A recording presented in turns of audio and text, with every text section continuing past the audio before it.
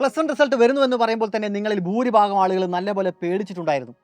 Result എന്താകും എന്നുള്ളതല്ല നിങ്ങളുടെ എല്ലാവരുടെയും പേടി, മറിച്ച് നിങ്ങളുടെ പാരൻസ് എല്ലാം എന്താണ് ഇനി പറയാൻ പോകുന്നത് എന്നതായിരുന്നു നിങ്ങളുടെ പേടി.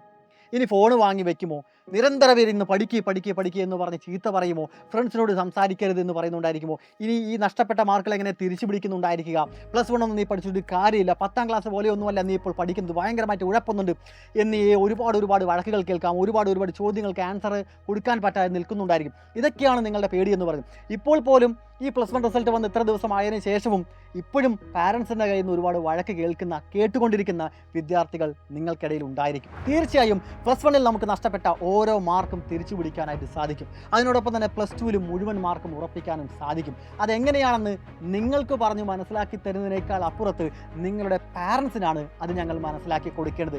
എങ്കിൽ മാത്രമേ നിങ്ങൾക്ക് വളരെ കംഫർട്ടബിൾ ആയിട്ടുള്ള ഒരു അറ്റ്മോസ്ഫിയറിൽ ഇരുന്ന് പഠിക്കാനായിട്ട് സാധിക്കുള്ളൂ. അല്ലെങ്കിൽ വീട്ടുകാരുടെ പ്രഷർ കാരണം നേരാവണ്ണം പ്ലസ് വണ്ണും പ്ലസ് ടുവും കോൺസെൻട്രേറ്റ് ചെയ്യാൻ പറ്റാത്ത ഒരവസ്ഥയിലൂടെ ആയിരിക്കും നിങ്ങളെല്ലാവരും കടന്നു പോകുന്നുണ്ടായിരിക്കുക. അതിനാൽ തന്നെ ഈ പ്ലസ് വണ്ണിൽ നഷ്ടപ്പെട്ട ഓരോ മാർക്കും എങ്ങനെയാണ് തിരിച്ചു പിടിക്കേണ്ടത് എന്നും, പ്ലസ് വൺ ഇംപ്രൂവ്മെൻറ്റ് എക്സാമിൻ്റെ പ്രാധാന്യം എന്താണ് എന്നും, ഈ പ്ലസ് വൺ ഇംപ്രൂവ്മെൻറ്റ് എക്സാം എപ്പോൾ മുതലാണ് പഠിച്ചു തുടങ്ങേണ്ടത് എന്നും, പ്ലസ് വണ്ണിലെ മാർക്ക് പ്ലസ് ടുവിലെ മാർക്ക് ഒരു കാരണവശാലും ബാധിക്കാത്തതാണ്. അതായത് പ്ലസ് വണ്ണിൽ നിങ്ങൾക്ക് നേരാവണ്ണം പെർഫോം ചെയ്യാൻ പറ്റില്ല, അതിനർത്ഥം പ്ലസ് ടുവിൽ മാർക്ക് ലഭിക്കില്ല എന്നല്ല. പ്ലസ് ടുവിൽ നിങ്ങൾക്ക് എല്ലാവർക്കും മുഴുവൻ മാർക്കും വാങ്ങിയെടുക്കാനായിട്ട് സാധിക്കും. അതൊക്കെ എങ്ങനെയാണെന്നുള്ളത് നിങ്ങളുടെ പാരൻസുമായിട്ട് സംസാരിക്കേണ്ടതുണ്ട് നിങ്ങളോടൊപ്പം.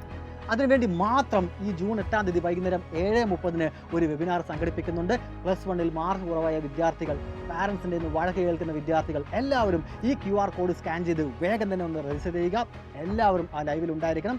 രജിസ്റ്റർ ചെയ്യുന്ന വിദ്യാർത്ഥികൾക്ക് മാത്രമായിരിക്കും ആ ഒരു ഗൂഗിൾ മീറ്റ് ലിങ്ക് ഷെയർ ചെയ്യുന്നുണ്ടായിരിക്കുക. അപ്പോൾ ജൂൺ 8-ാം തീയതി വൈകുന്നേരം 7:30 ലൈവിൽ കാണാം.